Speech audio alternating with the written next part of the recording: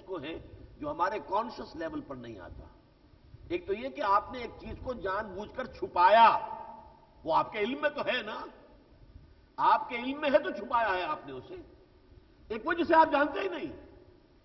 یہ جو ہماری شخصیتوں کے اندر، اب میں یہ لفظ استعمال کر رہا ہوں فرائیڈین فلسفی کے، کہ یہ جو ایڈ اور لبیڈو کے اندر سے طوفان اٹھتا ہے، اندر سے نفس امارہ کا طوفان آتا ہے، اور یہ کیسے کیسے اڑنگے ہمیں لگاتا ہے، کیسے کیسے دھوکے دیتا ہے، کیسی کیسی پٹخنیاں دیتا ہے انسان کو، اکثر و بیشتر ہمیں معلوم ہی نہیں ہوتا۔ We are not conscious of it, ہمیں اس کا شعور نہیں ہوتا۔ تو ایک وہ ہے جو ہم نے ظاہر کیا، ایک وہ ہے جو ہمارے علم میں تو ہے لیکن ہم نے چھپا لیا، ایک وہ ہے جو ہمارے اندر ہے لیکن ہم خود بھی اس سے واقف نہیں۔ یہ تین ڈائمنشنز ہیں۔ سورہ تغابن کی چوتھی آیت ہے، یعلم ما فی السماوات والارض، اللہ جانتا ہے جو کچھ آسمانوں میں ہے اور زمین میں ہے۔ وَيَعْلَمُ مَا تُسِرُّونَ وَمَا تُعْلِنُونَ، اور اللہ جانتا ہے جو کچھ کہ تم چھپاتے ہو اور جو کچھ کہ تم ظاہر کرتے ہو۔ وَاللَّهُ عَلِيمٌ بِذَاتِ الصُّدُورِ، اور اللہ تو ان چیزوں سے بھی واقف ہے جو تمہارے سینوں کے اندر دفن ہے، جن سے تمہیں خود جو ہے، جس کا شعور نہیں ہے، جس کو تم خود نہیں جانتے ہو۔ وہی بات یہاں فرمائی، وَأَسِرُّوا قَوْلَكُمْ أَوِ اجْهَرُوا بِهِ، چاہے تو اپنی بات کو خفیہ طور پر رکھو یا بیان کرو، خفیہ طور پر کسی کو بتاؤ، یا علی الاعلان اس کا تذکرہ کرو، ڈنکے کی چوٹ بیان کرو۔ انہ علیم بذات الصدور، یقیناً وہ اللہ تو جاننے والا ہے سینوں کے اندر مخفی راز، تمہارے ارادے، تمہاری انٹینشنز، تمہارے جو اصل جو نیتیں ہیں، انما الاعمال بالنیات، تمہارے اعمال کے ایک ظاہر ہے اور ایک اس کا وہ باطنی روح ہے جس کے تحت کہ وہ عمل صادر ہو رہا ہے۔ اللہ سب سے واقف ہے۔ انہ علیم بذات الصدور، الا یعلم من خلق، کیا وہی نہ جانے گا کہ جس نے پیدا کیا ہے؟ بڑا پیارا انداز ہے، انسان کو گمان ہو جاتا ہے، اور یہ آپ حیران ہوں گے جو مشائین کہلاتے ہیں، فلاسفہ، ارسطو کے جو پیروکار ہیں، یہ ڈیڈکٹیو لاجک ارسطو کا جو ہے، جو لوگ اس میں اس منطق کے جو ہے اس کے اندر پوری طریقے سے الجھ کر رہ گئے، ان کو مشائین کہتے ہیں۔ اور مشائین کا قول آپ سن کر حیران ہوں گے، اللہ تعالی کلیات سے واقف ہے، جزیات سے واقف نہیں ہے۔ موٹے موٹے اصول اللہ کے علم میں ہیں جو اس نے بنائے ہیں اس کائنات کو چلانے کے۔ اب اس وقت میرا فلاں بندہ فلاں جگہ پر کیا کر رہا ہے، یا سمندر کی تہ میں فلاں جگہ پر کوئی مچھلی حرکت میں آئی ہے، یا کوئی اور کیکڑا ہے، یا کوئی اور شے ہے اس نے حرکت کی، یا کہیں کسی جنگل کے اندر کسی درخت کا کوئی پتا جنبش کھا رہا، اللہ کے علم میں کہاں یہ چیزیں؟ یہ ہے ان کا قول۔ اور قرآن کہتا ہے ہر شے، ما تسقط من ورقۃ، کوئی بھی پتا اگر درخت سے گرتا ہے، اور کوئی بھی اگر پانی کے اندر، چاہے وہ رطب ولا یابس، کہیں بھی کوئی شے ہے، اللہ کے علم میں۔ یہ علم کا احاطہ یہ بہت اہم ہے۔ اور یہاں اس کے لیے جو تمثیل استعمال کی، الا یعلم من خلق، دیکھیے جس نے گھڑی ایجاد کی، بنائی، کیا وہ اس گھڑی کے کسی پرزے سے ناواقف ہو سکتا ہے؟ جس نے جوڑا ہے ایک ایک پرزے کو، جوڑ کر گھڑی بنائی ہے، اس کی نگاہ تو ایکس رے کے مانند ہے کہ اسے چاہے وہ گھڑی کے اوپر جو ہے وہ آپ نے خول چڑھا دیا ہے، اس کی نگاہ تو اس کے ایک ایک پرزے کو دیکھ رہی ہے، اس کے اپنے ہاتھ کی بنائی ہوئی ہے، اس نے ہی ان کو جوڑا ہے، ترکیب دیا ہے، ایک دوسرے کے ساتھ لگایا ہے۔ الا یعلم من خلق، کیا وہی نہ جانے گا جس نے پیدا کیا ہے؟ کیا تمہیں اس نے پیدا نہیں کیا؟ کیا اس کائنات کو اس نے پیدا نہیں کیا؟ پوری کائنات، اس کائنات کی کوئی شے ادنا سے ادنا کیسے اس کی نگاہوں سے مخفی ہو سکتی ہے؟ الا یعلم من خلق وهو اللطیف الخبیر، کیا وہی نہ جانے گا کہ جس نے پیدا کیا، اور یقیناً وہ تو نہایت باریک بین ہے اور باخبر ہے۔ هو الذی جعل لکم الارض ذلولا فامشوا فی مناکبہا، وہی ہے جس نے زمین کو تمہارے لیے مسخر کر دیا ہے۔ ذلول کہتے ہیں تابع دار، کوئی اونٹنی ہے، وہ آپ کے ہر حکم اشارے، ذرا سے آپ نے اس کی مہار کو تھوڑی سی جنبش دی، سے معلوم ہو گیا کہ میرا مالک چاہتا ہے میں دائیں طرف مڑ جاؤں، یہ ذلول ہے کہ جو سد گئی ہے، پورے طور پر سدھا دی گئی ہے، اور وہ ہر طریقے سے آپ کی تابع فرمان ہے۔ یہ نقشہ قرآن مجید کہے گا زمین کا، تم ہماری زمین پر چلتے ہو، پاؤں تلے رونگتے ہو، یہ تمہارے قدموں میں بچھی ہوئی ہے، ہم نے اسے تمہارے قدموں میں بچھا دیا ہے۔ هو الذی جعل لکم الارض ذلولا فامشوا فی مناکبہا، چلو اس کے کندھوں کے مابین۔ مولانا اسلائی صاحب نے یہاں اچھی تمثیل بیان کی ہے، جیسے کوئی دو ہیکل اونٹنی ہے، اور اس کے یہ کندھے جو ہیں، یہاں پر جو بال ہیں اس میں جوئیں رینگ رہی ہیں، یا چھوٹی چھوٹی کوئی کیڑیاں رینگ رہی ہیں۔ ہمارا حال ایسا ہی ہے۔ یہ دنیا، یہ زمین کیا ہے؟ اور خاص طور پر یہ کندھوں کا لفظ آیا ہے تو حجاز جہاں قرآن نازل ہوا، قرآن کا جو مقام نزول ہے وہ حجاز کا علاقہ ہے۔ مکہ ہے تو حجاز میں، مدینہ ہے تو حجاز میں، تبوک ہے تو حجاز میں، آخری سرا طائف ہے تو حجاز میں۔ قرآن تو نازل ہوا حجاز میں، اور حجاز میں سارے پہاڑی سلسلے ہیں۔ اور پہاڑی سلسلہ کیسا ہوتا ہے؟ ایک پہاڑ کھڑا ہوا ہے، جیسے کہ کوہان ہوتی ہے اونٹ کی اوپر، اور آپ اس کے ادھر ادھر چل رہے ہوتے ہیں، پگڈنڈیاں بنی ہوئی ہیں۔ تو گویا کہ یہ زمین کی جو مثال تمثیل ہے، یہ ایک بہت بڑی ناقہ کی ہے کہ آپ اس کے کندھوں کے اندر چل پھر رہے ہیں۔ هو الذی جعل لکم الارض ذلولا فامشوا فی مناکبہا، چلو اس کے کندھوں کے اندر چلو، پھر وہ کیڑیوں کے مانند۔ وکلوا من رزقہ، اور کھاؤ اللہ کے رزق سے۔ اللہ نے اس میں ارزاق رکھ دیے ہیں تمہارے لیے، رزق نو بے نو، نہ معلوم کیسے کیسے رزق ہے، کس کس کے لیے کیا کیا رزق یہاں فراہم کیا گیا ہے۔ وَإِلَيْهِ النُّشُورُ، لیکن اس سے ایک منطقی نتیجہ یہ نکلتا ہے، جس نے یہ دسترخوان نعمت بچھایا ہے وہ تم سے حساب بھی لے گا۔ نعمت کا حساب ہوگا، لازماً پوچھا جائے گا کہاں استعمال کیا، لہذا اسی کی طرف تمہیں اٹھ نکلنا ہے، جی اٹھنا ہے۔ آمنتم من فی السماء ان یخسف بکم الارض فاذا ہی تمور، کیا تم بالکل نڈر ہو گئے ہو، نچنت ہو گئے ہو آسمان والے سے؟ آسمان والا اللہ، تمہیں کوئی اندیشہ نہیں رہا کہ وہ تمہیں زمین میں دھسا سکتا ہے؟ جبکہ زمین لڑکھڑانے لگے گی۔ یہ زلزلے کے لیے ٹریمرز جب آتے ہیں، آپ ہلکا سا جھٹکا لگتا ہے تو آدمی محسوس کرتا ہے کہ میرے قدموں تلے زمین نہیں ہے، میں کہاں ہوں، کہیں معلق ہوں، نہ آسمان آسمان ہے، نہ زمین زمین ہے۔ تو جب زمین جو ہے وہ لرزے گی، یہ تبور و مورا، اس کی جب شکل آئے گی اور اس وقت تم زمین میں دھس جاؤ گے، تمہیں کوئی خوف نہیں، اللہ کر سکتا ہے۔ اکڑ رہے ہو تم، تکبر کر رہے ہو اللہ کے سامنے، اس کی آیات کو جھٹلا رہے ہو، اس کے نبی کا استہزاء کر رہے ہو، کیا ہو گیا تمہیں؟ بالکل بے خوف ہو گئے ہو، بالکل نڈر ہو گئے ہو، بالکل نچنت ہو گئے ہو۔ آمنتم من فی السماء ان یخسف بکم الارض فاذا ہی تمور ام امنتم من فی السماء ان یرسل علیکم حاصبا، کیا تمہیں کوئی خوف نہیں رہا اس کا کہ تم پر وہ پتھروں والی جو ہے ہوا بھیج دے، ایسی ہوا، ایسی آندھی کے جس میں پتھر چلے آ رہے ہیں؟ اس حاصب ہی کے ذریعے سے سدوم اور عمورہ کی بستیاں تباہ کی گئی۔ وہ جو اس کے اندر کنکریاں آتی تھی، وہ گولیوں کا، بلٹس کا کام کرتی تھی، اس قدر تیز ہوا۔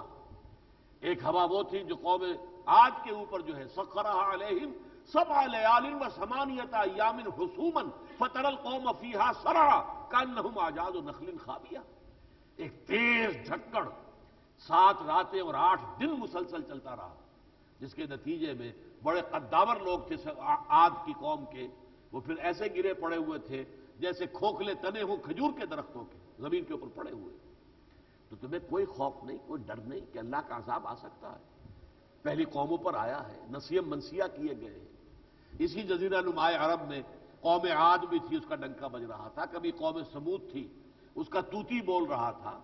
آج اللہ نے تمہیں کچھ یہاں تھوڑا سا سرداری عطا کر دی ہے قریش کو، عرب کے اندر اس خانہ کعبہ کی بدولت، لیکن یہ کہ تم اپنی غفلت کے پردے طاری ہو چکے ہیں۔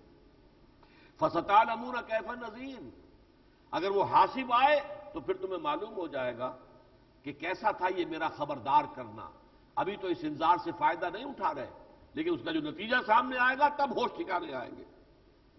وَلَقَدْ كَذَّبَ الَّذِينَ مِن قَبْلِهِمْ، اور یقیناً جھٹلایا تھا انہوں نے بھی جو ان سے پہلے تھے، وہی عاد اور سمود، یہ تو جزیرہ نما عرب کی قومیں تھیں۔ اسی طرح ذرا سا شمالی کونے کے اندر اصحاب الایکا بن والے، وہ لوگ قوم شعیب، اور پھر یہ سدوم اور عمورہ کی بستیاں جہاں حضرت لوط بھیجے گئے، یہ تو جو ان کے قافلے جاتے تھے عرب سے شام کی طرف، تو وہ ان تمام بستیوں کے اوپر سے ہو کر گزرتے تھے، دن رات کا ان کا مشاہدہ تھا۔ وَلَقَدْ كَذَّبَ الَّذِينَ مِن قَبْلِهِمْ فَكَيْفَ كَانَ نَكِيرٌ، تو ذرا سوچو کیسی نہیں میری پکڑ، میرا عذاب۔ وہ قوم نسیہ منسیہ ہو گئی، ایسے ہو گئی کہ لم یغنوا فیہا، ایسے ہو گئی جیسے یہاں کبھی آباد تھی ہی نہیں۔ اولم یروا الی الطیر، کیا یہ دیکھتے نہیں پرندوں کی طرف، فوقہم، ان کے سروں کے اوپر یہ تیرتے پھر رہے ہیں فضا کے اندر، صافات و یقبض، کبھی وہ اپنے پروں کو پھیلا لیتے ہیں اور کبھی یوں پھیلا کر نیچے اتر رہے ہیں، اور کبھی جو ہے ان کو سکیڑ لیتے ہیں اپنے بازوؤں کو۔ ما یمسکہن الا الرحمن، نہیں کوئی تھامے ہوئے ان کو مگر رحمان۔ فضا میں کس چیز نے تھاما ہوا ہے اسے؟ یہ اللہ تعالیٰ کی قدرت ہے۔ تم ذرا اپنے آپ کو تم اڑ کر تو دکھاؤ، یہ کیا ننھی سی جان ہے، چڑیا اڑتی پھر رہی ہے، تمہیں اڑنے کے لیے بڑے جتن کرنے پڑے ہیں، تمہیں ہوائی جہاز ایجاد کرنے پڑے ہیں، اس میں بڑا لمبا چوڑا انجن لگانا پڑا ہے، اس میں سب کچھ کرنا، وہ یہ چڑیا اڑتی پھر رہی ہے۔ اس کی ذرا قدرت، اس کی خلاقی، اس کی صناعی، ذرا اس کا اندازہ کرو۔ ما یمسکہن الا الرحمن، اس سورہ مبارکہ کا ایک خاص وصف یہ بھی نوٹ کیجئے، اس میں اللہ تعالیٰ کے لیے لفظ رحمان کثرت کے ساتھ آیا ہے۔ یہ معاملہ قرآن مجید میں ایک دوسری سورت جو ہے سورۃ الفرقان ہے، اور ایک یہ سورت ہے کہ جس میں خاص طور پر یہ جو اللہ تعالیٰ کا جو میرے نزدیک جو سب سے زیادہ پیارا نام ہے رحمان، اس کی تکرار ہوئی ہے۔ ما یمسکہن الا الرحمن انہ بکل شیء بصیر، وہ ہر شے کو دیکھ رہا ہے، کل شیء، اس کی نگاہ سے کوئی شے اوجھل نہیں ہے۔ پتھر کے پیٹ میں کوئی کیڑا ہے وہ بھی اس کی نگاہوں کے سامنے ہے، اس کو نوٹ کر لیجئے۔ میں نے عرض کیا تھا اللہ کی صفات کے ضمن میں کل جو ہے یہ ہماری پناہ گاہ ہے۔ علی کل شیء قدیر، بکل شیء علیم، انہ بکل شیء بصیر، وہ ہر شے کا دیکھنے والا ہے۔ امن ھذا الذی ھو جند لکم، اب یہ ان سرکشوں سے خطاب ہے، قریش مکہ، ان کے سردار سرکش متمرد۔ امن ھذا الذی ھو جند لکم ینصرکم من دون الرحمن، بھلا سوچو تو صحیح وہ کون سا لشکر ہے تمہارا جو تمہیں بچا لے گا، مدد کرے گا رحمان کے مقابلے میں؟ اگر رحمان کی طرف سے وہی عذاب آ جائے، تمہیں زمین میں دھسا دیا جائے جیسے قارون کو دھسا دیا گیا تھا اس کے خزانوں اور محل سمیت، اور تم پر حاصب بھیج دی جائے جیسے کہ عاد کو تباہ کیا گیا تھا، تو کوئی لشکر رکھا ہوا تم نے تیار کر کے؟ کوئی تمہارے باڈی گارڈز ہیں؟ کوئی تمہارے لیے کوئی ایسا دستہ کھڑا ہوا ہے جو بچا لے تمہیں؟ ان الکافرون الا فی غرور، نہیں ہے یہ کافر مگر دھوکے میں، ان کی نگاہوں کے آگے پردہ پڑ گیا ہے، دھوکے میں آ گئے ہیں، انہیں اپنی قوت پر، سطوت پر، طاقت پر، ان پر بڑا گمان اور مان ہو گیا ہے۔ امن ھذا الذی یرزقکم من امسک رزقا، یا ذرا غور کرو وہ کون ہے جو تمہیں رزق پہنچائے اگر اللہ اپنے رزق کو روک لے؟ ذرا سوچئے، بارش کو اللہ روک لے، چند سال بارش نہ ہو، کیا ہوگا؟ زمین میں خزانے ہیں، نہیں نکلیں گے، کچھ باہر نہیں آئے، کیا کریں؟ آپ کو معلوم ہے اب کرائسس دنیا میں کہا جا رہا ہے کہ بہت جلد واٹر کرائسس سے دنیا دوچار ہوگی۔ یہ بھی کہا جاتا ہے کہ آئندہ جنگیں جو ہے پانی پر لڑی جائیں گی۔ یہ جو دور جس میں سے ہم گزر رہے ہیں یہ وہ ہے کہ جس میں جنگیں تیل پر لڑی گئی ہیں۔ یہ خلیج کی جنگ تیل کے لیے تھی، آ کر خلیج کے اندر جو ہے پنجے گاڑ کے بیٹھنا تھا امریکہ کو، تاکہ وہ تیل کی سپلائی جو ہے گلف کا جو آئل ہے اس سے مسلسل سپلائی ہوتی رہے۔ لیکن آئندہ ایک وقت آنے والا ہے کہ اصل جنگیں پانی پر ہوں گی، جس کا ایک نقشہ ہمیں نظر آتا ہے، پنجاب اور سندھ لڑ رہے ہیں پانی کے اوپر، بلوچستان کو شکوا ہے سندھ سے پانی کے اوپر۔ یہ سارا جھگڑا کائے کا ہے؟ یہ اگر مزید کرائسس بڑھ جائے، اب پھر خبریں سنی ہیں تربیلا بھی ڈیڈ لیول تک پہنچ گیا ہے، حالانکہ کچھ بارشیں ہوئی تھی، کچھ صورتحال بہتر ہوئی تھی، لیکن اگر یہ پانی جو ہے اس طریقے سے اللہ تعالیٰ کی طرف سے اگر نہ برف باری ہو اور نہ بارش ہو تو کہاں سے پانی لے آؤ گے؟ اور پھر کون سا کہاں سے زمین کے یہ خزانے برآمد ہوں گے؟ ان امسک رزقہ، اگر اللہ اپنے رزق کو روک لے، اور رزق کو روکنے کے لیے پوری زمین کے اوپر پہرے بٹھانے کی ضرورت نہیں ہے، صرف بارش کو روک لے، ایک شے کو روکنے سے یہ سارا تمہارا رزق کا سلسلہ جو درم برم ہو جائے گا۔ بل لجوا فی عتو و نفور، نہیں، یہ لوگ جو ہیں اپنی سرکشی میں اور اپنی نفرت کے اندر بڑھتے چلے جا رہے ہیں اور جری ہوتے جا رہے ہیں، ایک سے ایک بڑھ کر جو ہے۔ یہ چونکہ مکی صورتیں ہیں نا، ابتدائی زمانے کی صورتیں ہیں، یہ آخری دو پارے جو ہیں یہ ابتدائی زمانے کی صورتیں، پہلے 4 سال، بلکہ یہ کہ جو دوسرا گروپ ہے سورہ قاف سے شروع ہو کر سورہ واقعہ تک کی 7 صورتیں، اور یہ ساری صورتیں جو ہیں جو سورہ ملک سے شروع ہو کر، تو یہ ساری کی ساری ابتدائی 4 سال جو تھے، تو اس وقت کی کیفیات کو ذہن میں سامنے رکھنا چاہیے۔ افمن یمشی مکبا علی وجہہ اہدی امن یمشی سویا علی صراط مستقیم، یہ بھی بڑی فلسفیانہ آیت ہے قرآن مجید کی۔ بھلا غور کرو، کیا وہ شخص جو اوندھے منہ زمین پر پڑا ہوا گھسٹ رہا ہو،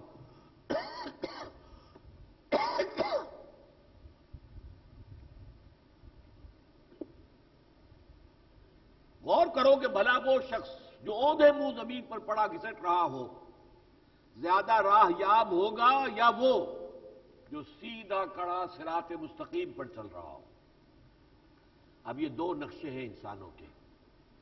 ایک انسان سیدھا کھڑا ہوا، اس کا مطلب کیا ہے؟ اس کی منزل اس کے نگاہوں کے سامنے ہے اور وہ اس صراط مستقیم پر وہ گامزن ہے، چل رہا ہے۔ ایک ہے اوندھے منہ گرا ہوا ہے، یہ کون ہے؟ جو در حقیقت اپنے انسٹنکٹس کی بنیاد پر زندگی گزار رہے ہیں، پیٹ کے بل گھسٹ رہے ہیں، پیٹ میں بھوک لگتی ہے، اس کو بھرتے ہیں، اس کی بنا پر زندہ ہے۔ صرف اینیمل انسٹنکٹس، ان کی عقل، ان کی بینائی، ان کی بصارت، ان کی سماعت معطل، اوندھے منہ گرے ہوئے، دیکھ ہی نہیں سکتے منزل کدھر ہے، اوندھے منہ۔ لہذا ان کی زندگی میں نہ کوئی نصب العین ہے، نہ زندگی کی کوئی ہدف ہے، نہ کوئی منزل ہے، نہ کوئی آئیڈیل ہے، نہ کوئی گول ہے، کچھ نہیں۔ وہ لوگ کہ جو محض انسٹنکٹس کی بنیاد پر، جس کو آپ کہتے ہیں زندگی برائے زندگی، ایک زندگی ہے کسی مقصد کے لیے، اور اعلیٰ ترین مقصد اللہ کی محبت، اللہ کی رضا۔ ایک ہے زندگی برائے زندگی، یہ حیوانات کی زندگی ہے، برائے زندگی ہے، ان کو آپ ایکسپلائٹ کر لیں، استعمال کر لیں، وہ اور بات ہے۔ آپ نے بیل کو جو ہے رہٹ کے اندر جوت دیا، ہل میں جوت دیا، آپ نے کام لے لیا اس سے، ان کی اپنی زندگی کا کوئی مقصد نہیں، وہ زندہ ہے برائے زندگی۔ لیکن انسان کا معاملہ ہوتا ہے کہ اس کا کوئی نصب العین ہو، کوئی منزل ہو، کوئی ہدف ہو، اس کی طرف راہ راست کے ذریعے سے پیش قدمی کر رہا ہو۔ منزل ماں کبریاء، اقبال نے کہا میری منزل ذات باری تعالی، ہماری مقصود و مطلوب در حقیقت باری تعالی، لا مقصود الا اللہ، لا مطلوب الا اللہ، لا محبوب الا اللہ۔ ایک تو وہ ہے جس کی منزل معین، نگاہیں منزل پر جمی ہوئی، اور وہ سیدھا کھڑا سیدھے راستے پر راہ راست سے اپنے منزل کی طرف پیش قدمی کر رہا ہے۔ ایک وہ جو اوندھا گرا ہوا ہے زمین پر اور اوندھا پڑا ہوا گھسٹ رہا ہے۔ افمن یمشی مکبا علی وجہہ اہدی امن یمشی سویا علی صراط مستقیم قل هو الذی انشأکم، اے نبی ان سے کہیے وہی ہے اللہ نے جس نے تمہیں اٹھایا، بنایا۔ انشاء کہتے کسی شے کو اٹھانا، کسی چیز کو چھوٹے سے بڑے کی طرف لے کے آنا، انشاء۔ هو الذی انشأکم، اس نے تمہیں اٹھایا۔ انشاءہن انشاء فجعلناہن ابکارا عربا اترابا لاصحاب الیمین۔ بہرحال یہاں میں اب اس کا ترجمہ نہیں کروں گا۔ اس نے تمہیں اٹھایا ہے، اور اس میں در حقیقت ایک طرف سے اشارہ ہو رہا ہے جیسے درخت اگتا ہے، پہلے چھوٹا سا پودا ہے، پھر بڑا ہے، بڑا ہے، تناور درخت بن گیا۔ چنانچہ اسی سورہ مبارکہ میں، اسی گروپ میں سورہ نوح آئے گی، اور سورہ نوح میں فرمایا واللہ انبتکم من الارض نباتا، اللہ نے تمہیں اگایا ہے زمین سے جیسے کہ اگایا جاتا ہے۔ یہ بہت قریب جاتا ہے یہ جو انداز بیان ہے، جو کانسیپٹ ہے ایوولوشن میں، ایوولوشن ٹری۔ ایوولوشن کا کاز کیا ہے؟ وہ ڈارون کا خیال بالکل غلط ہے۔ ایوولوشن فی نفس ہی حقیقت ہے۔ اس موضوع پر میری کتاب چھپی تھی، پتہ نہیں اب ہے بھی کہ نہیں ہے، ذرا مشکل کتاب ہے، فلسفیانہ ہے، ایجاد و ابداع عالم سے عالمی نظام خلافت تک۔ ایوولوشن ہے کہتے کسے؟ حقیقت میں ایوولوشن کیا ہے؟ ڈارون کو کیا دھوکہ لگا ہے؟ اور اسی وجہ سے ڈارون کی تھیوری آج بھی ایکسیپٹڈ نہیں ہے۔ اگرچہ بنیادی طور پر ایوولوشن کو پوری دنیا تسلیم کرتی ہے، لیکن ڈارون کا نظریہ جو ہے وہ کوئی مقبول نظریہ نہیں ہے۔ وہ اصل میں ہے میکینزم آف ایوولوشن، وہ ایک علیحدہ شے ہے۔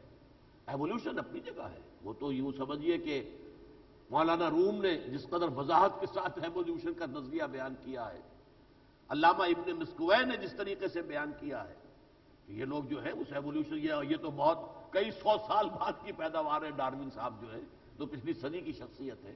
بہرحال واللہ انبتکم من الارض نباتا، اللہ نے تمہیں زمین سے اگایا ہے جیسے کہ اگایا جاتا ہے، وہی ہے انشا، هو الذی انشاکم، اس نے تمہیں اٹھایا، ابھارا، وجعل لکم السمع والابصار والافئدہ، اسے during this process of evolution اس نے تمہیں آنکھیں دی، کان دیے، عقل دی۔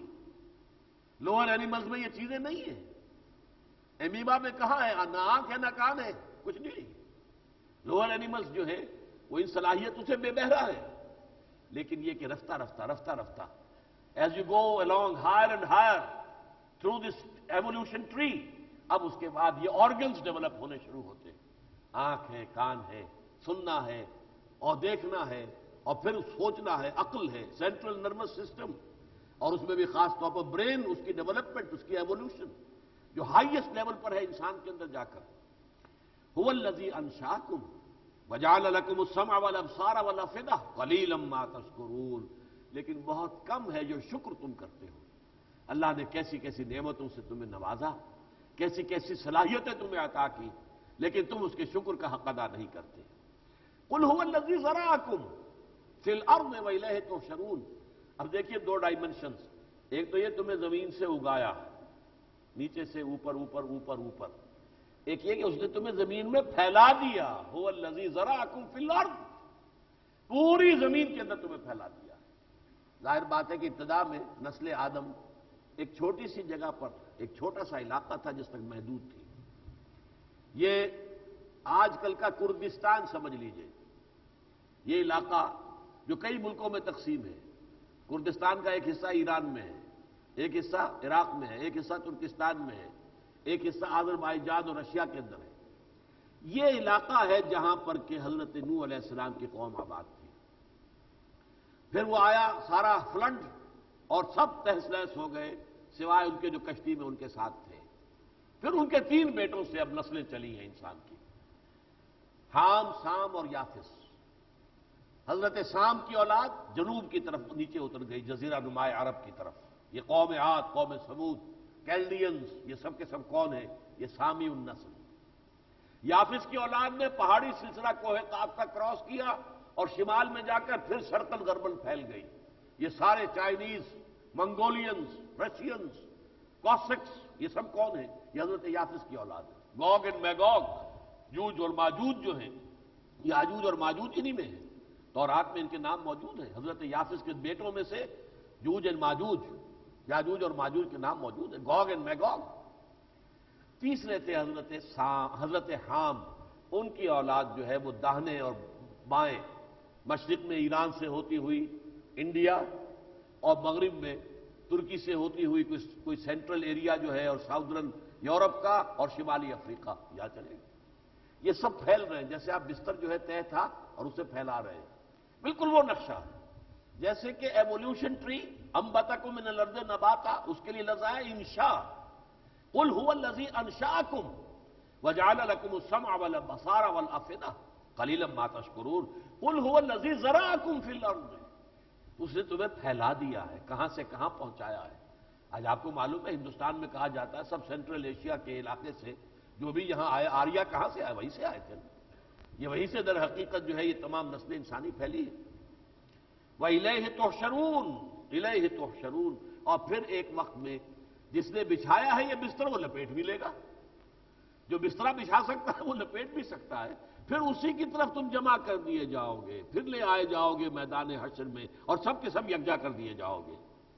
وَيَقُولُونَ مَتَىٰ هَٰذَا الْوَعْدُ إِن كُنتُمْ صَادِقِينَ، اور یہ کہتے ہیں کہ اگر تم سچے ہو اے مسلمانوں، اور اگر تم صحیح کہہ رہے ہو اے محمد صلی اللہ علیہ وسلم، تو بتاؤ یہ وعدہ کب پورا ہوگا؟ یہ آخری بات تھی ان کے پاس کج بحثی اور کٹ حجتی کی۔ اچھا جی، اچھا ٹھیک ہے جی، مان لیا قیامت آئے گی، کب آئے گی بتاؤ؟ یہ سوال وہ ہے جس کا جواب اللہ نے اپنے نبی کو بھی نہیں بتایا، ہمیشہ قرآن میں آیا۔ اور حضرت جبرائیل بھی جب آئے تھے حدیث جبرائیل میں تو صاف کہا کہ یہ تو کسی کو معلوم نہیں، اللہ تعالیٰ کے علم میں ہے۔ لہذا یہاں بھی جب ان کی آخری بات ہے، آدمی زچ ہو جاتا ہے، دلائل اتنے قوی سامنے آ رہے ہیں، جو شواہد ہیں آفاقی انفسی وہ اتنے وزنی ہیں، پھر آخر میں آ کر وہ ان کی طرف سے کٹ حجتی۔ وَيَقُولُونَ مَتَىٰ هَٰذَا الْوَعْدُ إِن كُنتُمْ صَادِقِينَ، کب ہوگا یہ وعدہ پورا؟ قُلْ إِنَّمَا الْعِلْمُ عِندَ اللَّهِ، کہہ دیجئے اس کا علم صرف اللہ کے پاس ہے۔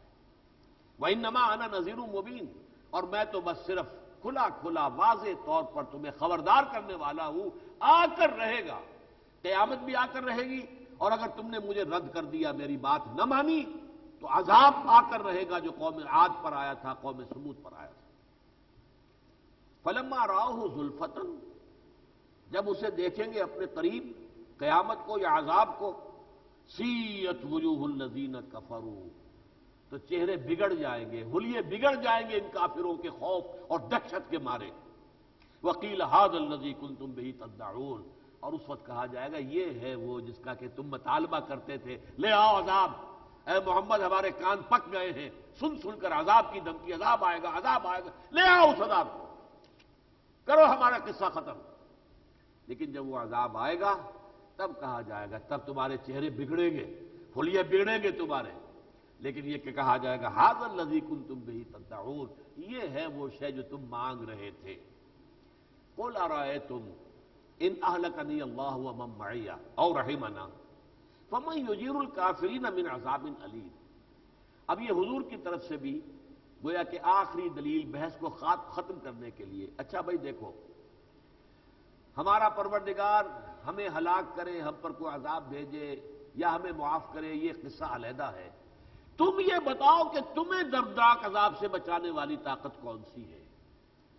قل ارأیتم ان اہلکنی اللہ ومن معی، اے نبی ان سے کہیے دیکھو، غور کرو، اگر مجھے میرا رب ہلاک کر دے اور جو میرے ساتھی ہیں ان کو بھی ہلاک کر دے، اور رحمنا، یا ہم پر رحم فرمائے، ہمیں کامیابی عطا فرمائے، ہمیں نصرت عطا فرمائے، جو دین میں پیش کر رہا اس کا ڈنکا بج جائے، اس کا جو ہے پورے جزیرہ نما عرب کے اندر اس کا نور جو ہے پھیل جائے، دونوں امکان ہے نا، ہم دونوں کے لیے تیار ہیں، وہ ہمارا رب ہے۔ قل لن یصیبنا الا ما کتب اللہ لنا، سورہ توبہ میں فرمایا منافقوں سے، ہم پر کوئی مصیبت نہیں آ سکتی سوائے اس کے جو ہمارے رب نے ہمارے لیے لکھ دی ہے۔ اگر ہم سب ہلاک ہو جائیں غزوہ تبوک میں، سب کے سب ہلاک ہو جائیں، تب بھی ہم تو کامیاب ہیں، ہمارے تو ناکامی نہیں ہے۔ شہادت ہے مطلوب و مقصود مومن، نہ مال غنیمت نہ کشور کشائی، اور اگر ہم کامیاب ہو کر آ گئے تب تو تم بھی مانو گے کہ کامیاب ہو گئے۔ لیکن ہمارے لیے تو چت بھی ہماری، پٹ بھی ہماری، ہمارے لیے تو کوئی دوسرا آلٹرنیٹو ہے ہی نہیں، ہر حال میں ہماری جیت ہی جیت ہے۔ آپ اللہ کے ہو جائیں خلوص کے ساتھ، اخلاص کے ساتھ، پھر آپ کے لیے ناکامی کا کیا سوال، کامیابی ہی کامیابی ہے۔ لگے رہیے تا دم آخر دم فارغ مباش، تا دم آخر میں تراش و میں خراش، لگے رہو، کام کرتے رہو، بس کہیں ہمت ہار کر چھوڑ کر نہ بیٹھ جانا، چھوڑ کر بیٹھ گئے ناکام ہو جاؤ گے، لگے رہے تو چاہے کوئی نتیجہ برآمد ہو نہ ہو۔ 950 برس تک حضرت نوح علیہ السلام کی دعوت کا کوئی نتیجہ برآمد نہیں ہوا، نہیں صحیح، ہلاک تو قوم ہوئی نا، حضرت نوح علیہ السلام تو ہلاک نہیں ہوئے، ناکام قوم ہوئی، حضرت نوح تو ناکام نہیں ہوئے۔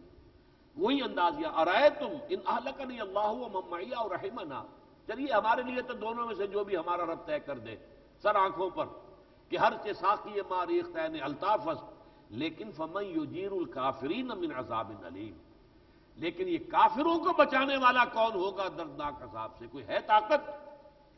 قل هو الرحمن، پھر دیکھیے رحمان کا نام ہے یہاں تکرار کے ساتھ اس صورت میں آیا ہے، کہہ دیجئے وہ رحمان ہے، آمنا بہ، ہم اس پر ایمان لائے، وعلیہ توکلنا، اور ہمارا سارا توکل بھروسہ اسی کی ذات پر ہے۔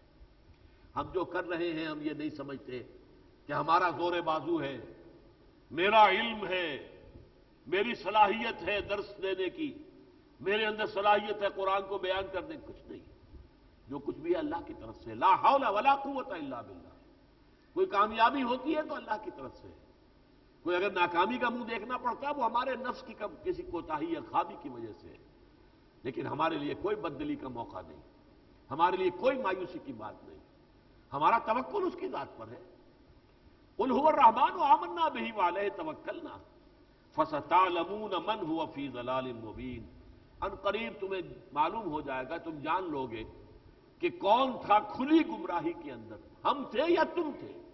یہ حقیقت، یہ کوئی دیر کی بات ہے، یہ حقیقت منکشف ہو جائے گی، مبرہن ہو جائے گی۔